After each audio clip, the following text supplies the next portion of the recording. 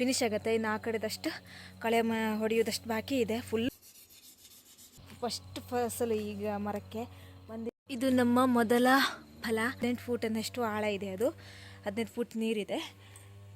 ಖಾಲಿ ಮಾಡ್ದಂಗೆ ಅದು ನೀರು ಏರುತ್ತೆ ಬಾವಿಗೆ. 2 ಬಳ್ಳಿ ಹಾಕಿ ಮೇಲ್ಗಡೆಯಿಂದ ಬಾಳೆ ಹಡೆಯನ್ನು ಹಾಕ್ಕೊಂಡಿದ್ದೀನಿ. ನೋಡ್ರಿ, ಆಲ್ರೆಡಿ ಫಲ ಇದೆ.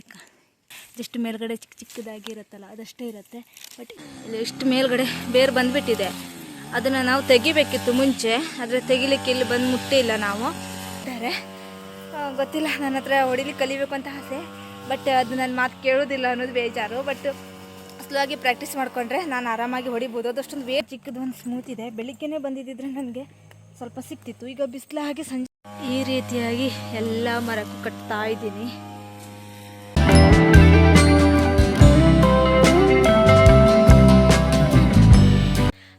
ಎಲ್ಲರೂ ಹೇಗಿದ್ದೀರಾ? ಎಲ್ಲರೂ ಸೂಪರ್ ಆಗಿದ್ದೀರಾ ಅಂತ ಅಂದ್ಕೊತೀನಿ. Welcome back to my new vlog. ಸೊ ಬನ್ನಿ ಇವತ್ತಿನ ಲಾಗ್ನ ಸ್ಟಾರ್ಟ್ ಮಾಡುವ. ಅದಕ್ಕಿಂತ ಮುಂಚೆ ನನ್ನ ಚಾನಲ್ನ ಸಬ್ಸ್ಕ್ರೈಬ್ ಮಾಡದೆ ಯಾರಾದರೂ ವಿಡಿಯೋ ನೋಡ್ತಾ ಇದ್ದರೆ ಪ್ಲೀಸ್ ಸಬ್ಸ್ಕ್ರೈಬ್ ಮಾಡ್ಕೊಂಡು ನೋಡಿ. ಹಾಗೆ ಪಕ್ಕದಲ್ಲಿ ಕಾಣಿರುವಂಥ ಬೆಲ್ ಐಕಾನ್ ಒತ್ತಿ ನಾನು ಹಾಕುವಂಥ ವಿಡಿಯೋಸ್ ನೋಟಿಫಿಕೇಶನ್ ನಿಮಗೆ ಮೊದಲು ಬರುತ್ತೆ. ಆವಾಗ ನೀವು ಮೊದಲು ವಿಡಿಯೋನ ನೋಡ್ಬೋದು.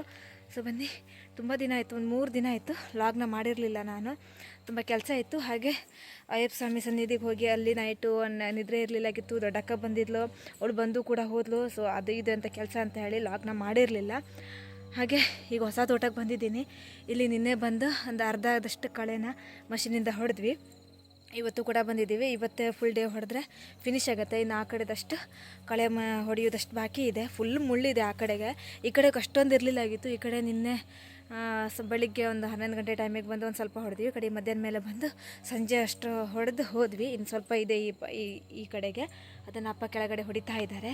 ನಾನು ಹಾಗೆ ಸುತ್ತಮುತ್ತ ಏನಿರುತ್ತಲ್ಲ ಗಿಡಗಳನ್ನು ಅದನ್ನೆಲ್ಲ ಕಡ್ದು ಸೋರಿ ಸ್ವಚ್ಛ ಮಾಡ್ತಾ ಇದ್ದೀನಿ. ಜಸ್ಟ್ ಅದ್ರ ನೆಕ್ಸ್ಟ್ ಎಲ್ಲ ಕ್ಲೀನಾಗಿ ಕಳೆ ಎಲ್ಲ ಹೊಡೆದು ಆದಮೇಲೆ ಡ್ರಿಪ್ ಇಡೋದು. ಡ್ರಿಪ್ ಇಟ್ಟು ಆದಮೇಲೆ ನೀರು ಬಿಡೋಕ್ಕೆ ಸರಿ ಮಾಡಿಬಿಟ್ಟು ನೆಕ್ಸ್ಟ್ ಈ ಕೆಲಸ ತೋಟದ ಮುಗಿಯುತ್ತೆ. ಸೊ ಬನ್ನಿ ಇವತ್ತಿನ ಲಾಗ್ನ ಏನು ಅಂತ ಹೇಳಿ ನೋಡುವ. ಬೆಳಿಗ್ಗೆ ತೋಟ ಬಂದಿದ್ದೆ. ಅಪ್ಪನ ಮೊದಲ ಕೆಲಸ ಕತ್ತಿನ ತಿಕ್ಕೋದು. ಈ ಕಲ್ಲಿಂದ ಕತ್ತಿನ ತಿಕ್ಕಿದ್ರೆ ಕರೆಕ್ಟಾಗಿ ಶಾರ್ಪ್ ಆಗುತ್ತೆ ಅಂತೇಳಿ ತಿಕ್ತಾ ಇದ್ದಾರೆ. ಹಾಗೆ ಮಷಿನ್ ತೆಗೆದು ಪೆಟ್ರೋಲ್ ತೆಗೆದು ಎಲ್ಲನೂ ರೆಡಿ ಮಾಡಿ ಇಟ್ಕೊಂಡಿದ್ವಿ. ಎಲ್ಲ ಹಾಕಿಬಿಟ್ಟು ಮಷಿನ್ನ ಸ್ಟಾರ್ಟ್ ಮಾಡಲಿಕ್ಕೆ ಎಲ್ಲನೂ ಹೊರಗಡೆ ತಂದಿಟ್ಕೊಂಡಿದ್ವಿ. ಬೆಳಿಗ್ಗೆ ತುಂಬ ಚಳಿ ಇರುತ್ತೆ. ಹಾಗಾಗಿ ಹೋಗಬೇಕಿದ್ರೇ ಸ್ವೆಟ್ರು ಎಲ್ಲ ಹಾಕ್ಕೊಂಡೇ ತೋಟಕ್ಕೆ ಹೋಗಿಬಿಟ್ಟೇ ನೆಕ್ಸ್ಟ್ ಡೇನೇ ತೆಗೆದಿರೋದು. ಯಾಕೆಂದರೆ ಅಷ್ಟೆಲ್ಲ ಚಳಿ ಇತ್ತು.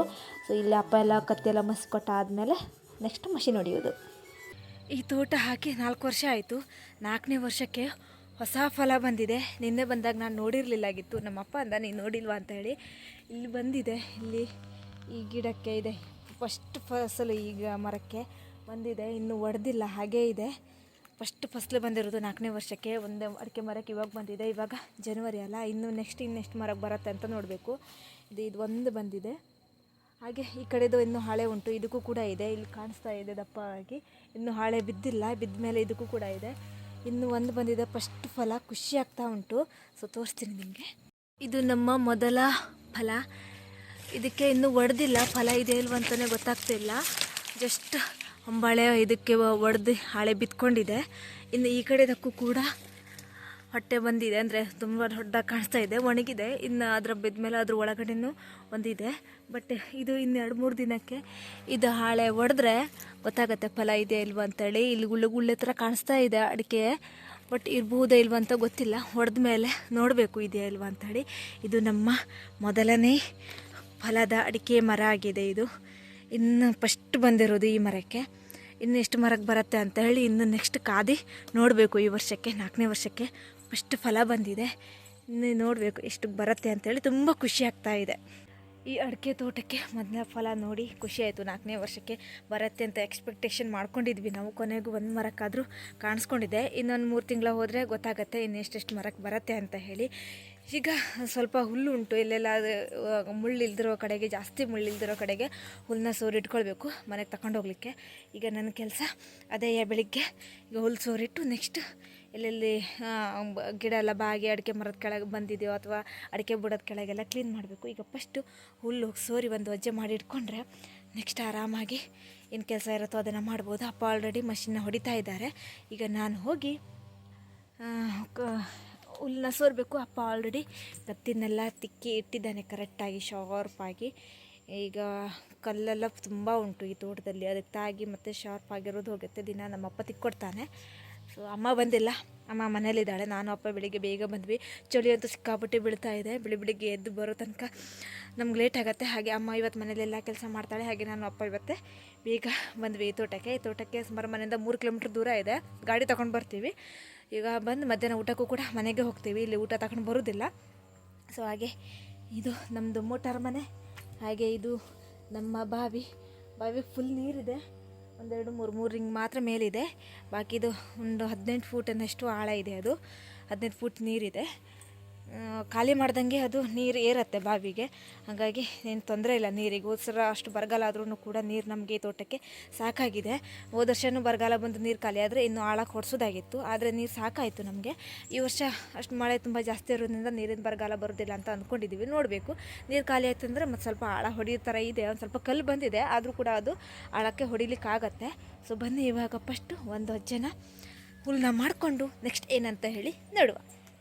ಹುಲ್ಲನ್ನ ಸೋರು ಹಾಕಲಿಕ್ಕೆ 2 ಬಳ್ಳಿ ಹಾಕಿ ಮೇಲ್ಗಡೆಯಿಂದ ಬಾಳೆ ಹಡೆಯನ್ನು ಹಾಕ್ಕೊಂಡಿದ್ದೀನಿ.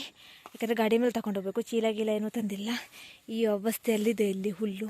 ಇಲ್ಲೊಂದು ಸ್ವಲ್ಪ ಮುಳ್ಳು ಕಡಿಮೆ ಇದೆ, ಬಾಗೇಗಡೆ ಜಾಸ್ತಿ ಇದೆ.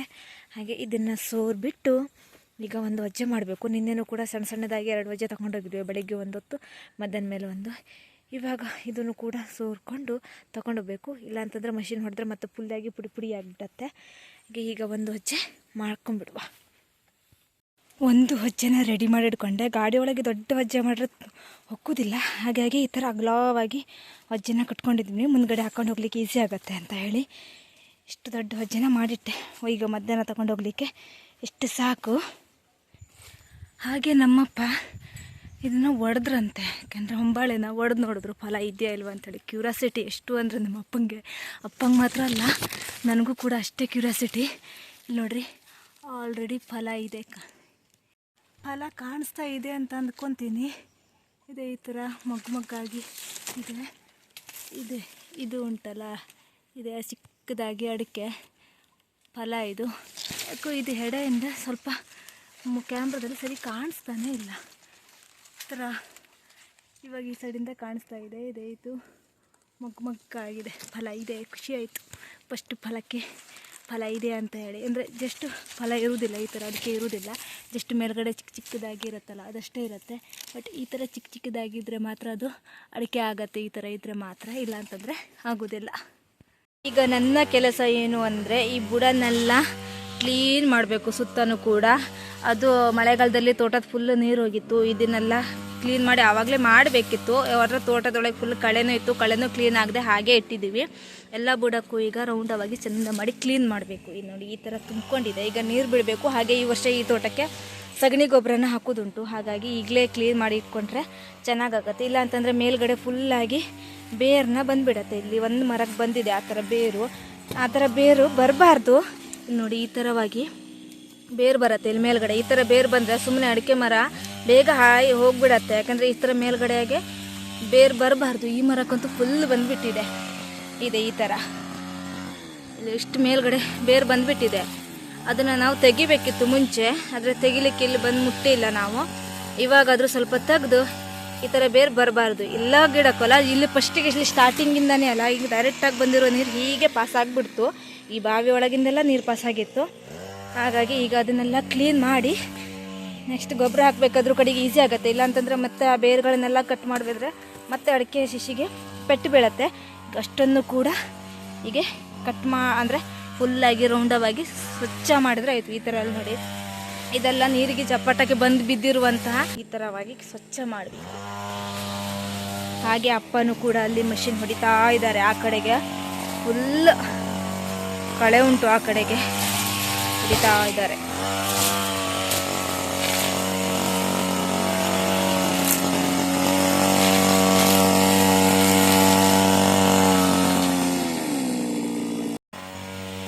ನಾನು ಅಪ್ಪಂಗೆ ಸುಸ್ತಾಯಿತು ಅಂತ ಹೇಳಿ ಮಷಿನ್ ಹೊಡಿಲಿಕ್ಕೆ ಅಂತೇಳಿ ನೋಡಿದ್ರೆ ಅದು ನನ್ನ ಮಾತೇ ಕೇಳೋದಿಲ್ಲ. ನನಗೆ ಹೊಡಿಲಿಕ್ಕೆ ಎಷ್ಟೊಂದು ಕರೆಕ್ಟಾಗಿ ಬರೋದಿಲ್ಲ.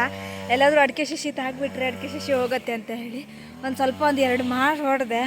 ಅದು ನೋಡ್ರೆ ಎಷ್ಟು ಲೀಟ್ರ್ ಕೊಡ್ತೀವಲ್ಲ ಅದು ಸ್ವಲ್ಪ ಜಾಸ್ತಿ ಆಗಿಬಿಡುತ್ತೆ. ಮತ್ತು ಒಂದೊಂದು ಬುಡನ ಕಳೆದು ತುಂಬ ದೊಡ್ಡದಾಗಿದೆ. ಅದು ತಾಗಿದ ತಕ್ಷಣ ಶೇಕ್ ಆಗಿಬಿಡುತ್ತೆ, ಅದು ಬರೋದಿಲ್ಲ. ಮತ್ತು ಅಪ್ಪನೇ ಹೊಡಿತಿದ್ದಾರೆ. ಯಾಕೆಂದರೆ ಈ ಕಡೆ ಕುತ್ತಿಗೆ ಹಾಕಿ ಹೀಗೆ ಇದಿರುತ್ತಲ್ಲ ಪಟ್ಟಿ, ಅದನ್ನು ಹಾಕಿ ಕುತ್ತಿಗೆ ನೋವು ಬಂತು. ಸ್ವಲ್ಪ ಹೊತ್ತು ನಾನು ಹೊಡೆದು ನೋಡ್ತೀನಿ ಅಂತ ಅಂದೆ. ಕಡೆಗೆ ನಿನ್ನ ಹತ್ರ ಆಗೋದಿಲ್ಲ ಅಂತೇಳಿ ಮತ್ತೆ ಅಪ್ಪನೇ ಹೊಡಿತಾ ಇದ್ದಾರೆ. ಗೊತ್ತಿಲ್ಲ, ನನ್ನ ಹತ್ರ ಹೊಡಿಲಿಕ್ಕೆ ಕಲಿಬೇಕು ಅಂತ ಆಸೆ, ಬಟ್ ಅದು ನನ್ನ ಮಾತು ಕೇಳೋದಿಲ್ಲ ಅನ್ನೋದು ಬೇಜಾರು. ಬಟ್ ಸ್ಲೋ ಆಗಿ ಪ್ರಾಕ್ಟೀಸ್ ಮಾಡಿಕೊಂಡ್ರೆ ನಾನು ಆರಾಮಾಗಿ ಹೊಡಿಬೋದು. ಅದಷ್ಟೊಂದು ವೇಟ್ ಇಲ್ಲ, ವೇಟ್ ಇರೋದನ್ನು ತಗೊಂಡಿಲ್ಲ ನಾವು, ಯಾಕಂದರೆ ನೆಕ್ಸ್ಟ್ ನಮ್ಮ ಹತ್ರ ಆಗೋದಿಲ್ಲ ಅಂತ ಹೇಳಿಬಿಟ್ಟು ಸ್ವಲ್ಪ ವೇಟ್ ಕಡಿಮೆ ಇರೋದನ್ನೇ ಕಳೆ ಮಷೀನನ್ನು ತಗೊಂಡಿದ್ವಿ. ಹಾಗೆ ನಮ್ಮ ಫಲನ ನೋಡಿಬಿಟ್ಟು ತುಂಬ ಖುಷಿ ಆಗ್ತಾ ಉಂಟು. ನಮ್ಮಪ್ಪ ಕ್ಯೂರಿಯಾಸಿಟಿಯಿಂದ ಇದನ್ನು ಒಡೆದೇ ಬಿಟ್ರಿ. ಈ ಫಲನ ಕೈಗೆ ಸಿಗುತ್ತೆ ನೋಡಿ. ಎಲ್ಲ ಮರ ಕೊಯ್ಯೋಗಿ ತೋಟಕ್ಕೆ ಬಂದರೆ ಈ ಥರನೇ ಫಸ್ಟ್ ಫಲ ಎಲ್ಲ ಕೈಗೆ ಸಿಕ್ಬಿಡುತ್ತೆ. ಅಷ್ಟು ಕೆಳಗಡೆ ಫಲ ಬಿಡೋಕ್ಕೆ ಸ್ಟಾರ್ಟ್ ಆಗುತ್ತೆ. ನಮ್ಮಪ್ಪ ನಿನ್ನೆ ನೋಡ್ಕೊಂಡು ಹೋಗಿದ್ರಾಗಿತ್ತು. ಇವತ್ತು ಬೆಳಿಗ್ಗೆ ಬಂದು ನಾನು ನೋಡಿ ನೆಕ್ಸ್ಟ್ ಅಪ್ಪ ಮಷಿನ್ ಹೊಡೆದು ಸ್ವಲ್ಪ ಹೊತ್ತು ಬಂದು ಇದನ್ನು ಹೊಡೆದೇ ಬಿಟ್ಟರು, ಫಲ ಇದೆಯಾ ಇಲ್ವಾ ಅಂತ ಹೇಳಿ ತಿಳ್ಕೊಳ್ಳಿಕ್ಕೆ. ಸೊ ಇದು ಹೆಡೆಯಿಂದ ಸರಿಯಾಗಿ ಫಲ ಕಾಣಿಸ್ಲಿಕ್ಕೆ ಸಿಗೋದಿಲ್ಲ. ಅಡಿಕೆ ಫಲನ ಇದು ಉಂಟಲ್ಲ, ಈ ಚಿಕ್ಕ ಚಿಕ್ಕ ಅಡಿಕೆ, ಇದನ್ನು ಅಡಿಕೆ ಇದು ಈ ಥರ ಇದ್ದರೆ ಮಾತ್ರ ಅಡಿಕೆ ಇರುತ್ತೆ ಅಂಥೇಳಿ. ಜಸ್ಟ್ ಈ ಥರ ಇದ್ದರೆ ಈ ಥರ ಇರುತ್ತಲ್ಲ, ಈ ಥರ ಇದ್ದರೆ ಅಡಿಕೆ ಬಿಡೋದಿಲ್ಲ. ಜಸ್ಟ್ ಇಲ್ಲಿ ಈ ಥರ ಇದ್ದರೆ ಮಾತ್ರ ಇದು ಅಡಿಕೆ ಆಗೋದು. ಚಿಕ್ಕ ಚಿಕ್ಕದಾಗಿ ಇದೆ ನೋಡಿ, ಇವಾಗಲೇ ಮೊಳಕೆ ಈ ಥರ ಇದ್ದರೆ ಮಾತ್ರ. ಸೊ ನೆಕ್ಸ್ಟ್ ಅಡಿಕೆ ಹಿಡಿದಾದ್ಮೇಲೂ ಅದು ಉಳಿಯುತ್ತೆ ಅನ್ನೋದು ಗ್ಯಾರಂಟಿ ಇಲ್ಲ, ಬಿದ್ದು ಹೋದ್ರೂ ಹೋಯ್ತು. ಬಟ್ ಈ ಥರ ಫಲ ಇದ್ರೆ ಖುಷಿ ಅನಿಸುತ್ತೆ, ಫಲ ಇದೆ ಅಂತ ಹೇಳಿಬಿಟ್ಟು. ನಾರ್ಮಲಾಗಿ ಇದೇ ಥರ ಹೊಂಬಾಳೆ ಬಂದರೆ ಫಲ ಇರುವುದಿಲ್ಲ ಕೆಲವೊಂದಕ್ಕೆ, ಆದರೆ ಇದಕ್ಕಿದೆ. ಸೊ ಖುಷಿ ಆಯಿತು. ಈ ಸಲ ಇದಕ್ಕೆ ಸಗಣಿ ಗೊಬ್ಬರನ ಹಾಕೋದು 4ನೇ ವರ್ಷಕ್ಕೆ. 1 ವರ್ಷ ಬಿಟ್ಟು 1 ವರ್ಷ ಹಾಕ್ತೀವಲ್ಲ ನಾವು, ಈ ವರ್ಷ ಹಾಕೋದು. ನಮ್ಮಪ್ಪ ಇವಾಗಲೇ ಹಾಕಿಬಿಡುವ, ಗೊಬ್ಬರ ಗುಡಿಗೆ ತುಂಬ ಗೊಬ್ಬರ ಜಾಸ್ತಿ ಆಗಿಬಿಟ್ಟಿದೆ, ಇವಾಗಲೇ ತಂದು ಹಾಕುವ ಅಂತ ಅಂತಿದ್ರಾಗಿತ್ತು. ಗೊತ್ತಿಲ್ಲ, ಟೈಮ್ ಸಿಕ್ಕರೆ ಮತ್ತು ಯಾರಾದರೂ ಆಳು ಸಿಕ್ಕಿದ್ರೆ ತಂದು ಇಲ್ಲಿ ಹಾಕಬೇಕು. ಮತ್ತು ಗಾಡಿ ಬೇಕು, ತುಂಬ ಅಷ್ಟೆಲ್ಲ ವ್ಯವಸ್ಥೆ ಆದರೆ ತಂದು ಹಾಕೋದು. ಇಲ್ಲ ಅಂತಂದರೆ ನೆಕ್ಸ್ಟ್ ಮಳೆಗಾಲ ಟೈಮಿಗೆ ತಂದು ಹಾಕಬೇಕು ಅಂತೇಳಿ ಮಾಡಿದ್ದೀವಿ. ಈಗ ನಾಳೆ ಅಡಿಕೆ ಸಸಿನ ಬುಡನ ಈ ಥರ ಮಾಡಿ ಕ್ಲೀನ್ ಮಾಡ್ತಾ ಇದ್ದೀನಿ. ನೋಡಬೇಕು ಎಷ್ಟಾಗುತ್ತೋ, ಎಷ್ಟು ಸಾಧ್ಯ ಆಗುತ್ತೋ ಅಷ್ಟನ್ನು, ಎಷ್ಟು ಗಿಡಕ್ಕೂ ಕ್ಲೀನ್ ಮಾಡಬೇಕು. ಕ್ಲೀನ್ ಮಾಡ್ತಾ ಇದ್ದೀನಿ. ಆಲ್ರೆಡಿ ತುಂಬ ಟೈಮ್ ಆಗಿದೆ, ಎಷ್ಟಾಗುತ್ತೋ ನೋಡುವ. ಕ್ಲೀನ್ ಮಾಡ್ತಾ ಮಷಿನ್ ಸೌಂಡಿ ಕಡೆಯಿಂದ ನನ್ನ ಮಾತು ಕೇಳಿಸುತ್ತೆ ಇಲ್ವೋ ಗೊತ್ತಿಲ್ಲ. ಸೊ ಬನ್ನಿ ಈಗ ಬೇಗ ಕೆಲಸನ ಮಾಡುವ. ಮಧ್ಯಾಹ್ನ ಊಟ ಮುಗಿಸಿ ಮತ್ತೆ ತೋಟದ ಕೆಲಸಕ್ಕೆ ಜಾಯ್ನಿಂಗು. ಊಟ ಮಾಡ್ಕೊಂಡು ಬಂದ್ವಿ. ಫುಲ್ಲು ಬಿಸಿಲು ಇಲ್ಲಿ. ಈಗ ಮತ್ತೆ ಒಂದು ಸ್ವಲ್ಪ ಇದಕ್ಕೆ ಕಡೆ ಹೊಡೆಯೋದು ಆಗುತ್ತೆ ಇಲ್ವೋ ಗೊತ್ತಿಲ್ಲ. ಅಪ್ಪಂಗೂ ಆಗ್ತಾಯಿಲ್ಲ ಅಂತ ಮಷಿನ್ ಹೊಡಿಲಿಕ್ಕೆ ಸೊಂಡು. ಯಾಕೆಂದರೆ ಇಲ್ಲಿ ಸ್ವಲ್ಪ ಉದ್ದುದ್ದವಾದ ಹುಲ್ಲು ಮತ್ತು ಸ್ವಲ್ಪ ದೊಡ್ಡ ದೊಡ್ಡ ಬುಡ ಇರುವಂತಹ ಕಳೆ ಇದೆ. ಹಾಗಾಗಿ ಮಷಿನ್ 2-3 ಸತಿ ಹೊಡಿಬೇಕು ಅಂತ ಹೇಳ್ತಾ ಇದ್ದಾರೆ. ನೋಡಬೇಕು. ಇವಾಗ ಇಲ್ಲಿ ಹುಲ್ಲು ಇದೆಯಲ್ಲ, ಇದಿಷ್ಟನ್ನು ಹುಲ್ಲು ಸೋರಿ ಮನೆಗೆ ತಗೊಂಡೋಗ್ಲಿಕ್ಕೆ ರೆಡಿ ಮಾಡಬೇಕು. ಇಷ್ಟುಂಟು ಚೆನ್ನಾಗಿದೆ ಇಲ್ಲಿ ಹುಲ್ಲು. ಒಂದು ಸ್ವಲ್ಪ ಮುಳ್ಳಿದೆ, ನಚಿಕೆ ಮುಳ್ಳು, ಅದನ್ನು ಕಡ್ಕೊಂಡು ತಗೊಂಡು ಹೋಗೋದೆ. ಅದನ್ನು ಮತ್ತೆ ಎಳೆದು ತೆಗಿಲಿಕ್ಕೆ ಆಗೋದಿಲ್ಲ. ಹಾಗೆ ಮಷಿನ್ ಹೊಡಿಬೇಕಂದ್ರೆ ಸಾಂಗೆ ಹಿಂಗೇನೆಲ್ಲ ಒಂದು ಸ್ವಲ್ಪ ತೆಗೆದು ಒಂದು ಕಡೆ ರಾಶಿ ಮಾಡಬೇಕು. ಇಲ್ಲಾಂತಂದ್ರೆ ಅದನ್ನು ಮತ್ತೆ ಮಷಿನಿಗೆ ಸಿಕ್ಕಾಕೊಂಡ್ಬಿಡತ್ತೆ. ಈಗ ನಮ್ಮಪ್ಪ ಸಾಂಗಿನೆಲ್ಲ ಎಳೆದು ರಾಶಿ ಮಾಡ್ತಾ ಇದ್ದಾರೆ. ಈಗ ನಾನು ಕೂಡ ಹೋಗಿ ಹುಲ್ಲನ್ನ ಒಂದು ವಜ್ಜೆ ಮಾಡಿಟ್ಟು ನೆಕ್ಸ್ಟ್ ಏನು ಮಾಡೋದು ಅಂತ ಹೇಳಿ ನೋಡೋದು. ಏನೆಲ್ಲ ಬುಡನ್ನೆಲ್ಲ ಕ್ಲೀನ್ ಮಾಡೋದು ಅಷ್ಟೇ. ಈಗ ಮಷಿನಿಗೆ ಪೆಟ್ರೋಲೆಲ್ಲ ಹಾಕಿ ರೆಡಿ ಮಾಡಿ ಕೊಡಬೇಕು ನಮ್ಮಪ್ಪನಿಗೆ. ನೆಕ್ಸ್ಟ್ ಅಪ್ಪ ಮಷಿನ್ ಹೊಡಿತಾ ಇರ್ತಾರೆ, ನಾನು ಕೆಲಸ ಮಾಡ್ತಾ ಇರ್ತೀನಿ. ಹಾಗೆ ಈಗ ಹೋಗಿ ಫಸ್ಟ್ ಮಷಿನ್ನ ಪೆಟ್ರೋಲಿಗೆ ರೆಡಿ ಆಗಬೇಕು. ಒಂದು ಅರ್ಧ ಲೀಟ್ರಿಗೆ 2 ಒಂದು ಸ್ವಲ್ಪ ಒಂದು 10 ml ಅಷ್ಟು ಆಯಿಲ್ ಹಾಕಿ ರೆಡಿ ಮಾಡಿಕೊಟ್ರೆ ನಮ್ಮಪ್ಪಂಗೆ ಮಷಿನಿಗೆ ಹಾಕ್ಕೊಟ್ರೆ ಅವ್ರು ಮಷಿನ್ ಹೊಡಿತಾ ಇರ್ತಾರೆ. ಈಗ ಮಷಿನ್ನೆಲ್ಲ ಈ ಚಿಕ್ಕ ಪಂಪ್ ಸೆಟ್ ಮನೆ ಒಳಗಡೆ ಹಾಕಿಬಿಟ್ಟು ಚಾವಿ ಹಾಕಿ ಹೋಗಿದ್ವಿ. ಈಗ ಅದನ್ನು ತೆಗೆದು ಸರಿ ಮಾಡಬೇಕು. ಮಧ್ಯಾಹ್ನ ಮೇಲಿಂದ ಒಂದು ವಜ್ಜೆನ ರೆಡಿ ಮಾಡಿಟ್ಟಿದ್ದೀನಿ. ಹಾಗೆ ಹೀಗೆ ಬಿಸಿಲು ಫುಲ್ ತಾಗುವಲ್ಲಿ ಈ ಥರ ಮಾಡಿ ಮುಂಚೆನೇ ಕಟ್ಟಿರುವಂಥದ್ದು. ಇದಕ್ಕೆಲ್ಲ ಇದಕ್ಕೊಂದು ಅವಾಗ ಬಂದಿದ್ವಲ್ಲ ನಾವು, ಒಂದು 15 ಇಲ್ಲ ಕೊನೆ ಕೊಯ್ಯೋಕ್ಕಿಂತ ಮುಂಚೆಯ ಅವಾಗ ಈ ಥರ ಕಟ್ಟಿ ಒಂದು 25 ಮರಕ್ಕೆ ಕಟ್ಟಿಬಿಟ್ಟು ಹೋಗಿದ್ರಾಗಿತ್ತು. ಹಾಗೆ ಇದಕ್ಕೆಲ್ಲ ಅವಾಗ ಅಷ್ಟೊಂದು ಬಿಸಿಲು ತಾಗ್ತಾ ಇರಲಿಲ್ಲ. ಇವಾಗ ಇದಕ್ಕೂ ಕಟ್ಟಬೇಕು. ಹಾಗೆ ಇಲ್ಲಿ 2 ಚಿಕ್ಕ ಶಶಿ, ಅದಕ್ಕೆ 2 ಮರ ಮಾಡಿದೆ. ಚಿಕ್ಕ ಅಂದರೆ ಮೊಳಕೆ ಇಟ್ಟಿದ್ರಾಗಿತ್ತು. ಇಲ್ಲಿ ನೆಟ್ಟರೆ ಆಗೋದೇ ಇಲ್ಲ ಅಂತ ಹೇಳಿ ಚಿಕ್ಕ ಮೊಳಕೆನ ನೆಟ್ಟಿದ್ರಾಗಿತ್ತು. ಇಲ್ಲಿ ಮಳೆಗಾಲದಲ್ಲಿ ಫುಲ್ಲು ನೀರು. ಹಾಗೆ ಇದು 2 ಸಸಿಗೆ ಇಲ್ಲೇ ಕೊತ್ತಿಂದ ಸೋರಿ ಈ ಥರ ಮಾಡಿ ಹುಲ್ಲನ್ನ ಮೇಲ್ಗಡೆ ಹಾಕಿ ಇಟ್ಟಿದ್ದೀನಿ. ಅಂದರೆ ಡೈರೆಕ್ಟ್ ಅಲ್ಲ, 3 ಕಡೆಯಿಂದ ಗುಟ್ಟ ಹಾಕಿ ಹುಲ್ಲನ್ನ ಮೇಲ್ಗಡೆ ಹಾಕಿಟ್ಟಿದ್ದೀನಿ. ಈ ಥರ ಫುಲ್ ಮರಿ ಆಗಲಿ. ಫುಲ್ ಬಿಸಿಲಿಂದ ಅದು ಮಣ ಆಗ್ತಾ ಉಂಟು. ಮಳೆಗಾಲದಲ್ಲಿ ಫುಲ್ ನೀರಿಂದ ಅದು ಏಳೋದೇ ಇಲ್ಲ. ಬೇಸಿಗೆಗಾಲದಲ್ಲಿ ಫುಲ್ ಬಿಸಿಲು ಬೀಳುತ್ತೆ. ಈಗ ಮರ ಮಾಡಿ ಇಟ್ಟು ನೆಕ್ಸ್ಟ್ ನೀರು ಬಿಟ್ಟರೆ ಸರಿ ಆಗುತ್ತೆ. ಹಾಗೆ ಇದು 3ಕ್ಕೆ ಮಿಷಿನ್ ಹೊಡೆದು ಆದಮೇಲೆ ಕಟ್ಟುವ ಅಂತೇಳಿ ಹಾಗೆ ಬಿಟ್ಟಿದ್ದೀನಿ. ಯಾಕೆಂದರೆ ಫುಲ್ ಮುಳ್ಳಿದೆ. ಹಾಗಾಗಿ ಇಷ್ಟು ಮಾಡೋ ತನಕ ಸಾಕಾಯಿತು. ಫುಲ್ ಬಿಸಿಲು ಹೊಡಿಯುತ್ತೆ. ಇಲ್ಲಿ ಬಾಳೆ ಗಿಡನೂ ಹುಟ್ಟಿಲ್ಲ. ಫುಲ್ ಅಂದರೆ ಫುಲ್ಲು ಬಿಸಿಲು ಹೊಡಿಯುತ್ತೆ. ಹಾಗೆ ಅಪ್ಪನೂ ಕೂಡ ಇಲ್ಲಿ ಮಷಿನ್ನ ಹೊಡಿತಾ ಇದ್ದಾರೆ. ಇನ್ನು 1, 2, 3 ಬರಣ ಇದೆ. ತುಂಬ ತೋಟದಲ್ಲಿ ಇಡೀ ಉದ್ದವಾದಂಥ ಬರಣ ಅಂತಂದರೆ ಇದು 2. ಅದು ಲಾಸ್ಟಿಗೆ ಪೆಂಡಿಂಗ್ ಇದೆ. ಇಲ್ಲಿ ಅಪ್ಪ ಮಷಿನ್ನ ಹೊಡಿತಾ ಇದ್ದಾರೆ. ಇಲ್ಲಿ ಕಾಲಿಗೆ ಒಳಗೆಲ್ಲ ಹೊಡಿಬೇಕು. ಈಗ ಎಷ್ಟು ಅಲ್ಲಿ ಹೊಡಿತಾ ಇದ್ದಾರೆ.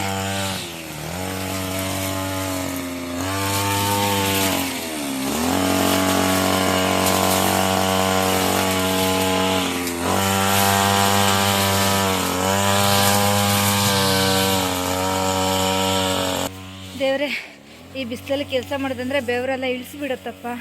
ಸಾಕಾಗೋಯ್ತು. ತೋಟದ ಕೆಲಸ ಈಸಿ ಅಂತೀವಿ. ಇದು 4 ವರ್ಷ ಆಯಿತು ನಾವು ಇದಕ್ಕೆ ಚಾಕ್ರಿ ಮಾಡ್ತಿದ್ದೀವಿ. ಗೊಬ್ಬರ ಕಳೆ ಕೀಳೋದು ಆಯಿತು, ಅದು ಫಸ್ಟ್ ನೆಡಬೇಕಿದ್ರೆ ನೀರಾವರಿ ವ್ಯವಸ್ಥೆ ಅದು ಇದು ಅಂತ ಹೇಳಿ ನಾವು ದುಡ್ಡು ಸುರಿದಿದ್ದು ಇನ್ನೂ ತನಕನೂ ಕೂಡ ಫಲ ಬರ್ತಾ ಇಲ್ಲ. ಕರೆಕ್ಟಾಗಿ ಇನ್ನು ಫಲ ಬರಬೇಕು ಅಂತ 3 ವರ್ಷ ಹೋಗುತ್ತೆ ಪ್ರತಿಯೊಂದು ಗಿಡಕ್ಕೂ ಕೂಡ ಫಲ ಬರೋಕ್ಕೆ. ಆದರೆ ನಾವು ಇದಕ್ಕೆ ದುಡ್ಡು ಸುರಿದು ನಾವು 1 ವರ್ಷ ಏನಾದರೂ ಚಾಕ್ರಿ ಮಾಡಿಲ್ಲ ಅಂತ ಅಂದರೆ ಈಗ ಹಾಕಿರೋ ದುಡ್ಡು ಕೂಡ ವಾಪಸ್ ಬರೋದಿಲ್ಲ. ಹಾಗಾಗಿ ಪ್ರತಿ ವರ್ಷ ಮಾಡಬೇಕು.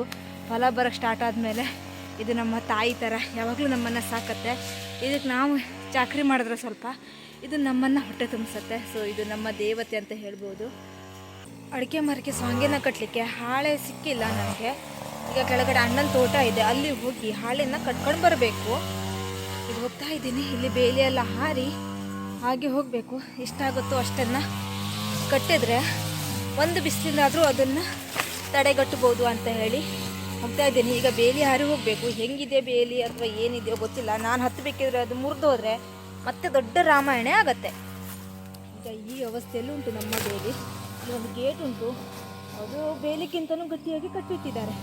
ಇಲ್ಲಿ ನೋಡಿದರೆ ಇಷ್ಟು ಹುಲ್ಲು, ಕಾಲು ಹಾಕ್ಲಿಕ್ಕೂ ಕೂಡ ಭಯ ಆಗತ್ತೆ ನನಗೆ.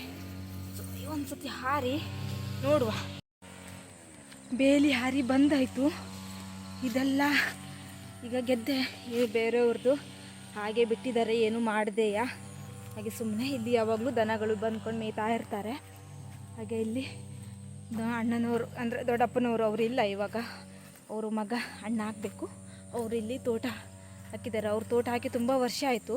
ಆಲ್ರೆಡಿ ಅದಕ್ಕೆಲ್ಲ ಫಲ ಬರ್ತಾ ಇದೆ. ಅಲ್ಲಿ ಹೋಗಿ ದೊಡ್ಡ ಹಳೆ ಸಿಗತ್ತಲ್ಲ, ಅದನ್ನು ಎಳೆದಿರೋದನ್ನು ತಗೊಂಡು ಬಂದರೆ ಅದನ್ನು ಬಳ್ಳಿ ಮಾಡ್ಬೋದು. ಹಾಗಾಗಿ ಹೋಗ್ತಾ ಇದ್ದೀನಿ. ಇಲ್ಲಿ ಸೀಗೆಕಾಯಿ ಮಟ್ಟಿನೂ ಕೂಡ ಬೆಳೆದು ಬಿಟ್ಟಿದೆ ಗೆದ್ದೆಯಲ್ಲಿ. ಹಾಗೆ ಬಿಟ್ಟರೆ ಸೀಗೆಕಾಯಿ ಮಟ್ಟಿ ಅಲ್ಲ, ಎಲ್ಲ ಮಟ್ಟಿನೂ ಬೆಳೆಯುತ್ತೆ. ಈ ಸಲ ಸೀಗೆಕಾಯಿ ಬಂದಿಲ್ಲ ಅನ್ಸುತ್ತೆ. ಇಷ್ಟು ಬೇಗ ಬರುತ್ತಾ, ಇನ್ನು ಸ್ವಲ್ಪ ದಿನ ಬಿಟ್ಟು ಬರುತ್ತಾ ಸೀಗೆಕಾಯಿ ಗೊತ್ತಿಲ್ಲ. ಇಷ್ಟು ಬೇಗ ಬರಬೇಕಿತ್ತು. ಆದರೆ ಈ ಸಲ ಸೀಗೆಕಾಯಿಗೆ ನೋಡಿ, ಸೀಗೆಕಾಯಿ ಮಟ್ಟಿ ಇದು ಹಿಂದ್ಗಡೆ ನಂಗೆ ಕಾಣಿಸ್ತಾ ಇರೋದು. ಆದರೆ ಸೀಗೆಕಾಯಿ ಬಿಟ್ಟಿರೋದೇನು ಕಾಣಿಸ್ತಾ ಇಲ್ಲ. ಬಂದಿದ್ದಿದ್ರೆ ನಾನು ಒಂದು ಸ್ವಲ್ಪ ತಗೊಂಡು ಹೋಗಿ ಯೂಸ್ ಮಾಡಬೇಕು. ಹೋದ ವರ್ಷ ತಗೊಂಡು ಹೋಗಿರೋದೇನು ಪುಡಿ ಮಾಡಿಸಿಲ್ಲ, ಹಾಗೆ ಪುಡಿ ಮಾಡಿಸಿದ್ದು ಉಂಟು. ಹಾಗಾಗಿ ಪುಡಿ ಮಾಡಿಸ್ಲಿಕ್ಕೆ ಹೋದ ವರ್ಷ ಇಟ್ಟಿರೋದು ಹಾಗೆ ಪ್ಯಾಕ್ ಮಾಡಿ ಇಟ್ಟಿದ್ದೀನಿ. ಇವಾಗ ಸದ್ಯಕ್ಕೆ ಅದು ಬಿಸಿಲಿಗೆ ಹಾಕಿ ಸ್ವಲ್ಪ ಗರ್ಗರಿ ಮಾಡಿ ನೆಕ್ಸ್ಟ್ ಹೋಗಿ ಹಾಕಬೇಕು. ಇಲ್ಲಿ ಸಂಕ ಎಲ್ಲಿ ಇದೆಯೋ ಅಲ್ಲಿ ಇದೆ. ಸಂಕಕ್ಕೆ ಹೋಗಿ ಇದೆ ಈ ತೋಟದ್ದು. ಆಲ್ರೆಡಿ ಕೊನೆಯೆಲ್ಲ ಕೊಯ್ದಾಗಿದೆ ಈ ತೋಟದ್ದು ಅಣ್ಣನವ್ರದ್ದು.